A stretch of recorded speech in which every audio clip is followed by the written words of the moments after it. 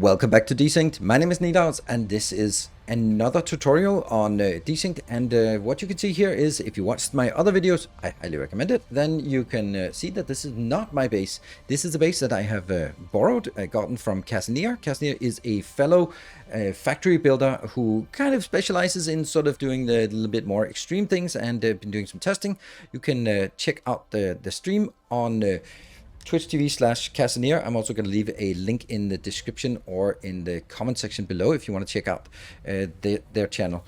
So it is a main boss in Desynced, and we've been sort of talking about it on Discord, and basically all the things that are here are super simple and something I use in my base, but you can actually put it together to actually make a main boss. And whether it's good or bad, or I'll leave that up to sort of maybe further testing, but I think it's a very valuable proof of concept that I want to walk through and showcase to you, so you maybe can elaborate on it, you can build upon it, you can figure out if this is something you want to implement in your own base as we move forward. So this video will be a showcase of it and a walkthrough of how it works. So the first thing we want to talk about is, when can you make it? Well, we're looking at human tech. That's definitely not it. Basically, what you need is, you need the robotics, because that has the 2M building. You need the behaviors, because you need a very, very simple behavior controller. It's very simple. So do not fret. It's not going to be massively advanced here. And you need the transporter or thrower, as I, for some reason, have decided to call it. And those are the only things. So it's very, very simple tech you actually need to support this. Now, obviously, this is much later tech, but all the principles are the same. You can see here, these are some Mark 5 bots, and they have all sorts of weird things. That's not necessary, but that's just the tech level that is being presented. The way it works, we're going to be working on sort of first looking at the high-level structure, and then we're going to dive deeper into the mechanics of how the registers are set up and how the behaviors are set up. But first, let's look at the big picture here. The big picture is that in here we have inbounds for silica, for crystal, and for iron. So with the items coming in here, then what happens is that we have one line of buildings, that's the main boss down here. And as you can see, if we look at the content, currently in the beginning, it only has a few things, and as more things get added, more stuff becomes here. And then you also need more storage, which is something you will get as you progress in tech. You get these small storages, so you have more space, so you can contain all the stuff like the base materials as well as everything else moving forward. And as the bus progresses, you can see more and more bigger storage gets added here. More and more gets used, so one box for each of these. And as you get up here, you can see we're now using the medium storages, but that's also for very much later, and then we have much more products. It all just circles around. You can see the portable transporter in each of these, and you can see no behaviors down here either. So how does it work? It works in a way that you can see here, there's one branch for one product, and they go out here. And then you can expand the branches as far as you like. So if you wanted to do this, then you could just add buildings out here. Of course, there's going to be a little bit of addition here, but probably not want to do that until the other one is built. But they will just go in here and build these, and then we can set those up. And we will then be able to set up all of the conditions, but we'll go into that as we dive into it. But you can see that we can easily expand it out here. The reason why it works so well is the capacity of this one is incredibly high, and it throws a stack at a time. So you can see these little bounces here. It can transport them pretty quickly. So that's quite a nice feature here. And as I said, very light on behaviors. There is a little bit of behavior here we will go into. So now I want to walk through each of the parts individually so that you understand how they're set up. I have been thinking about whether I wanted to make some blueprints for this, but I don't really think that it makes sense to have some blueprints, because they're all going to be a little bit different, and all the key part is not how the blueprint works, but how the blueprint is connected, or how the building is connected to the other ones. So we'll walk through all of these. Now, obviously, this is just a storage. All the inventory is locked, and it has a store command. We're going to use the store command a lot. It is going to be storing into the next one. So this is basically just feeding the bus. So this next one is looking at the bus. The bus is part of the logistics network, but it doesn't really need to be part of the logistics network. As far as I can say, it is on a separate channel, so it doesn't get picked up here. It is set to only transporters, so that it's only transporter that can bounce things back and forth. Actually, I think it needs to be part of the logistics network, so let's leave it at that. The metal ore, the crystal, and the silica are locked in here, and what it does is, this one, all it does is trying to push things further down the bus. Every single one has the store as the next one, so it's all just pushing. Now that means, of course, that if we don't have enough resources in this, it'll just sort of propagate downwards and maybe be used for something later on. And the question is then, how much will actually be dragged out into the branch? That's something that leaves a little bit to be explored as we move further as well. So here is the bus. It just goes in. Let's see, logistics, the register, store, the next one on bus, only have locked slots. All items here must be locked. You don't want anything to just fill up randomly. If you want to fill up something here, then you unlock it or set it to fix it to a specific item before you unlock it, so that you don't have it, otherwise it'll just be filling up with whatever is in the previous one. So that is that's how the main bus works. Really simple. So the only thing we need to really dive into is how do you do the extraction from the side, and maybe even take it from something like this one. So this is the branch out. It goes out with a branch out, a factory, and a return branch. That's kind of how I defined it here. There's the main bus.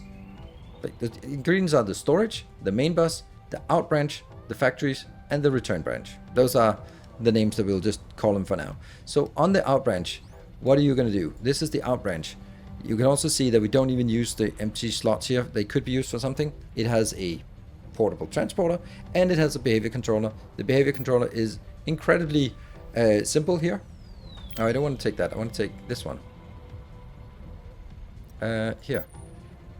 So this one is basically says, from the source, from the signal, grab all you can metal bar. From the signal, grab everything you can of metal bars. And then it just alternates.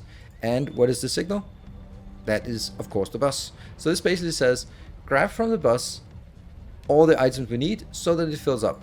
Then it has the storage, which just pushes it further down the out branch here.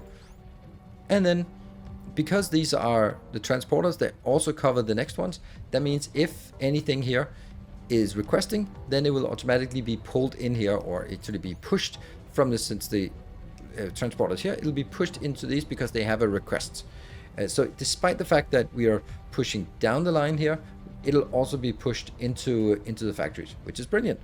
So the factories, they're really simple. They are just the components that I've already built. A lot of those in events. This is just the 2M building, so that's why you need the 2M building for this. Because I can have 2 assemblers, 2 robotics, 2 refineries, 2 whatever. Whatever else. It also can have like 2 fabricators. I would not recommend making it different. This has a nice view to it that it takes like 4 tiles and then that's a bus. I would also probably not make it as close as this, like make it really up to each other. I would kind of make it, make some space in between, for the simple purpose that what if I wanted to add some ingredients here, then I couldn't do that if I didn't have access to it. So I'd probably leave a little bit more space between it, but then that's just me leaving a little bit more space between everything just for that.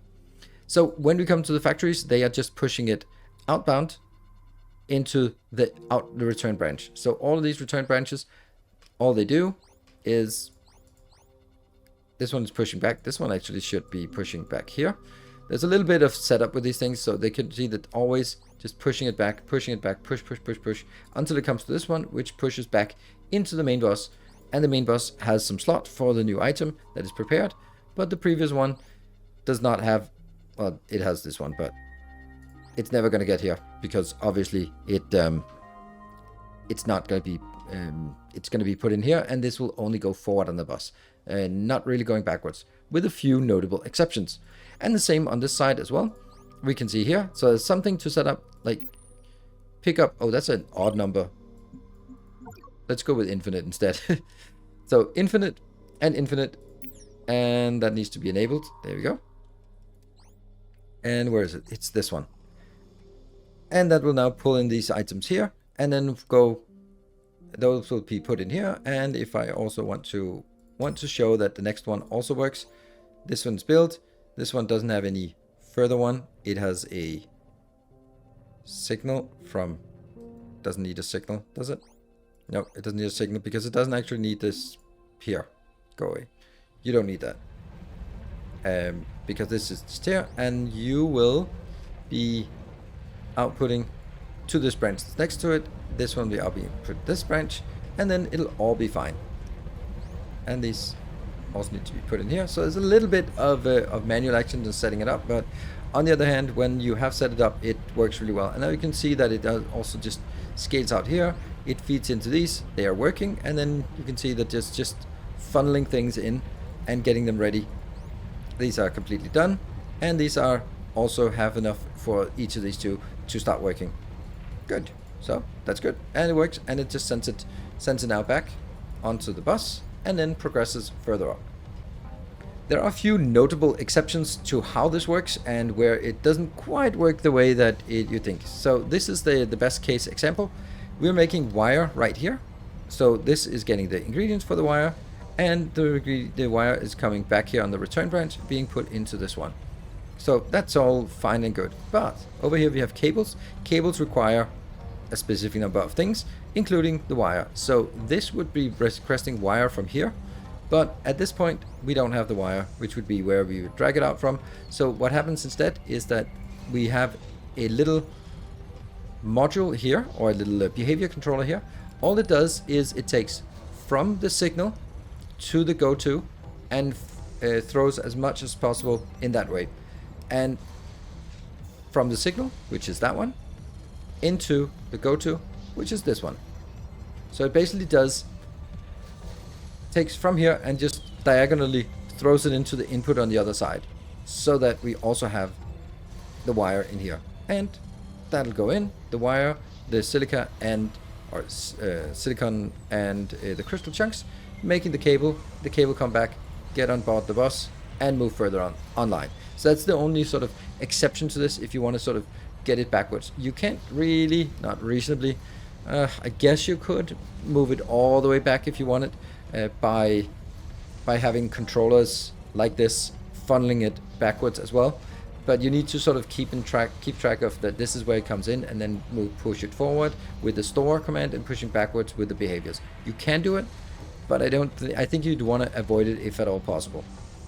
But there might be some things when you add some new stuff as well on this one. So let me just talk a bit about the strength, the issues, the disadvantages, the parts that you have to keep in mind if you choose to make a bus setup like this.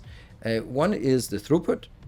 And so far it looks pretty good. Also, when we get up to the later ones, the throughput is not so much, because they're higher quantity, or they take longer time to make. Like for example here, they take a long time to make, and these also take a long time to make. So it might be, it might not be an issue, but it also might be an issue with the throughput. And whether it works by setting two of these transporters, I don't know if that doubles the capacity. That is worth checking out.